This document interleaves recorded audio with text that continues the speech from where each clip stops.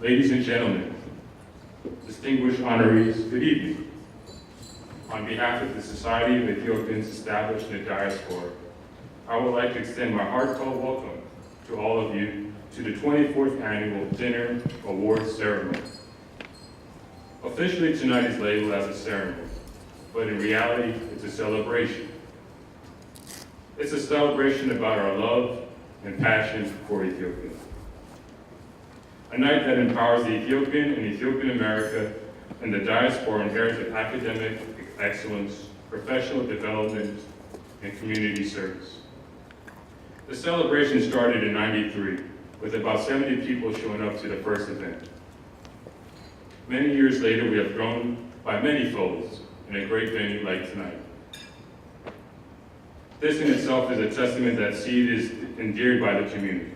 So thanks to all of you who have supported us and traveled us along the way. Thank you for your financial support, your volunteer, and your encouragement over the years. I asked myself, how is Seed able to continue for so long? 24 years exactly. There isn't that many things we do in life for that long. We don't go to school for that long. We don't own a car for that long. We don't even raise a child that long. At least that's what my parents told me. When I turned 18, they showed me the doors. You see, there isn't that many things in life that we do for 24 years. So how did Seed do it? The answer to this question might be determined by evaluating one of Seed's honorees in 2010, the late, great Mr. Abebe Bikila.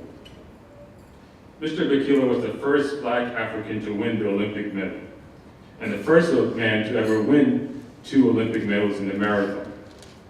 And I don't think it's a coincidence that it was in the marathon race. He is a man who has specialized in longevity, distance, and endurance. Ironically, a man who specialized in longevity and distance had his life cut short by a brain hemorrhage at age 41. But despite this, Mr. Bikila was a shining example of endurance because of 2 reasons. One is what happened in the 1968 Olympics. Mr. Bikila entered the race, but he didn't finish the race. Mr. Bikila showed us that you don't have to be a winner to be a champion. You see, Mr. Bikila had to leave the race approximately 17 kilometers due to an injury in his right knee. Even though that seems like a sad story, it's actually a story of endurance, because at 42.19 kilometers at the end of the race was Ethiopia's second marathon winner, Mr. Mambo Wolde. You see, to win the race, and I mean the long race, not just one marathon, I mean back to back to back marathons, you must realize you can't do it alone.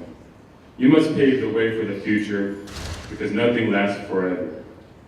Mr. Bikila broke down the barriers by being the first Black African to win the Olympic medal. His action paved the way for many others to follow. Since Mr. Bikila's medals, Ethiopia has won about 45 Olympic medals, and 21, about half, are gold.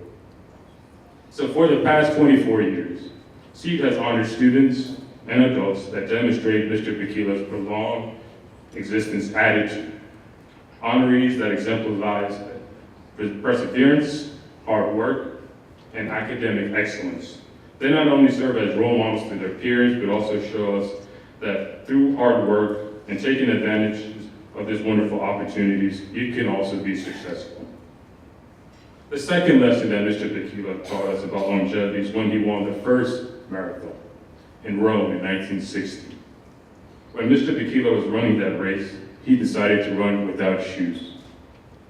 The world thought that he was running without shoes because he couldn't afford it. But in reality, we Ethiopians know the truth. He decided not to run with shoes because they're not comfortable. Mr. Bikila did not compromise his comfort to quest for being a champion. In other words, Mr. Bikila didn't compromise his identity to become a champion in Rome, a place of great significance for Ethiopians. That is why Seed has prevailed for 24 years. Once we gather our identity, once a year we gather together to celebrate our identity. I know many of you have experienced something similar to Ato Bikila. Someone tried to misrepresent your culture, your history, your country. They want to dictate the what, the where, and when about your culture, but they should never dictate who you are. And who you are is a humanitarian who has positive contributions in the elderly and homeless and poor and mentally challenged, like Mr. Binion Valete and Inin Lagasa. Or you are an academic scholar, an international artist that brings Ethiopian art and traditions to the world stage, like Professor Acha Debala. Or you are a great teacher, reaching millions to Ethiopians about the use of technology, creating a community of tech experts, like Mr. Solomon Kasa. Or you're a military leader, whose remarkable victory of whom Battle of Ottawa inspired independence of Ethiopia and Black liberation movement throughout Africa, like Ras Alula. That's who our honorees are. That's who you are, and that's who we are. We don't run sprints, we run marathons. SEED is all of us, and we're just a reflection of our great community. None of you is possible without role models like our honorees and all of you who support us every year. So tonight is labeled as a ceremony, but tonight truly is a celebration.